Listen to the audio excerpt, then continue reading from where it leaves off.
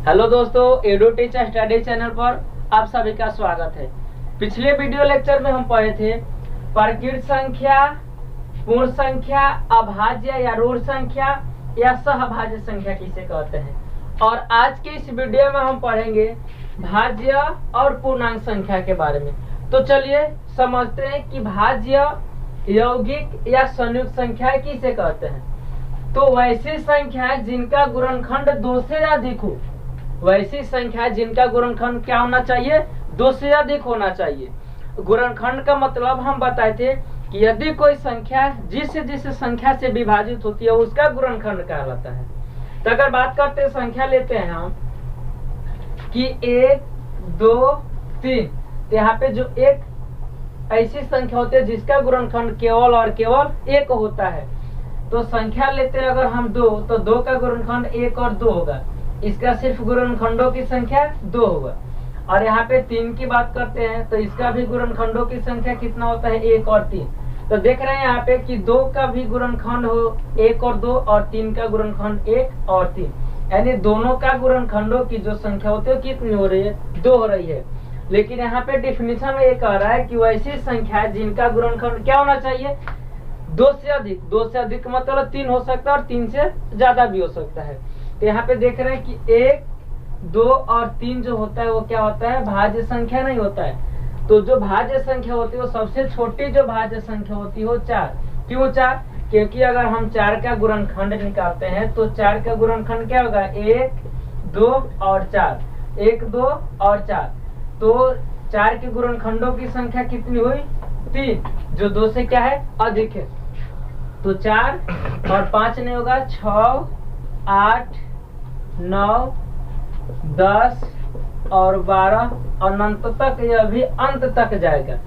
यानी बोले तो जिसका 2 गुणनखंड होता है वह संख्या भाज्य संख्या होती है, और जिसका 2 से अधिक गुणनखंड होता है वो संख्या क्या होती है, भाज्य या यौगिक या संयुक्त संख्या होती है। तो सबसे छोटी जो भाज्य संख्या होती है वो क्या होती है, 4 होती है। तो चलिए अब नेक्स्ट समझते हैं कि पूर्णांक क्या होता है। देखिए, अगर पूर्णांक का अर्थ समझे तो पूर्णांक का अगर हम अर्थ समझे तो पूर्णांक का मतलब होगा कि पूरा अंक। पूर्णांक का मतलब पूरा अंक। तो समझते हैं वैसी संख्याएं जो धनात्मक तथा ऋणात्मक क्या दोनों हो, यानी वह प्लस में भी हो और माइनस में भी हो, वो संख्या क्या कहलाती है, पूर्णांक संख्या। जैसे -3, -2, -1 और 0, फिर 1, 2, 3 कहाँ तक जाएगा, अनंत तक। तो ऐसी संख्या जो धनात्मक तथा ऋणात्मक क्या हो, दोनों हो, उसे क्या कहते हैं, पूर्णांक संख्या। अच्छा, तो पूर्णांक का मतलब यहाँ पे समझे कि पूर्णांक का अर्थ होता है पूरा अंक। तो अगर हम एक संख्या लिखिए 2.5, 2.5, तो क्या 2.5 एक पूर्णांक संख्या है? तो 2.5 एक पूर्णांक संख्या नहीं है, क्योंकि 2.5 एक पूरा संख्या नहीं है। इसीलिए 2.5 एक क्या है, पूर्णांक संख्या नहीं है। पूर्णांक का मतलब कि पूरा जिसका अर्थ हो।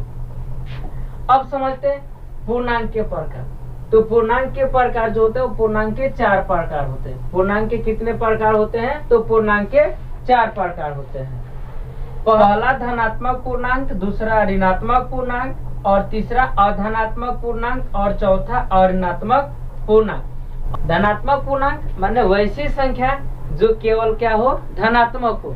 जैसे 1, 2, 3, 4 और डैश अनंत तक जाएगा। तो इसमें सिर्फ क्या है, धनात्मक है।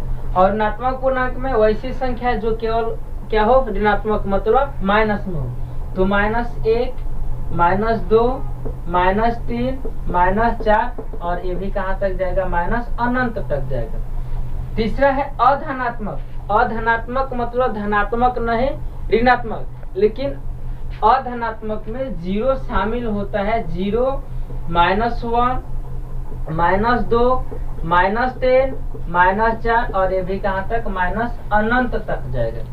और अऋणात्मक मतलब कि ऋणात्मक नहीं, वो धनात्मक। तो अऋणात्मक में क्या होता है, 0 होता है, 0 1 2 3 4 और ये कहाँ तक जाएगा, अनंत तक।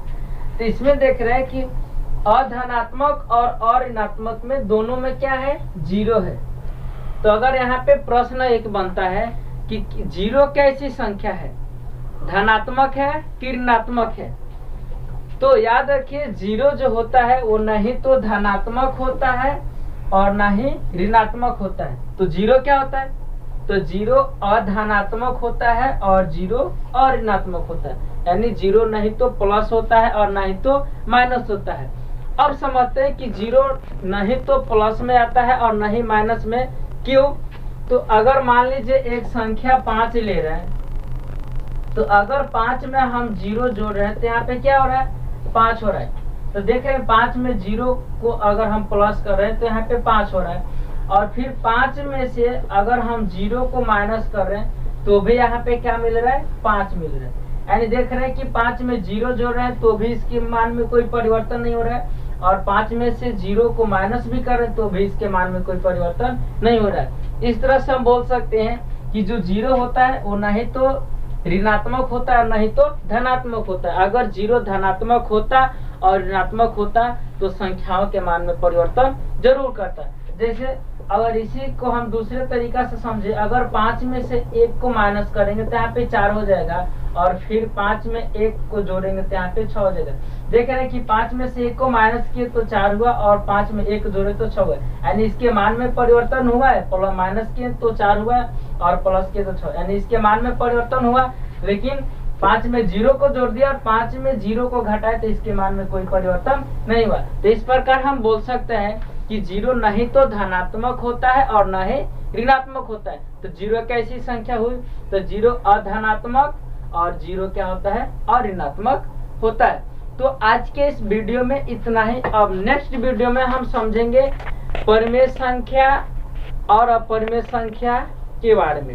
तो आज के वीडियो में इतना ही। थैंक्स।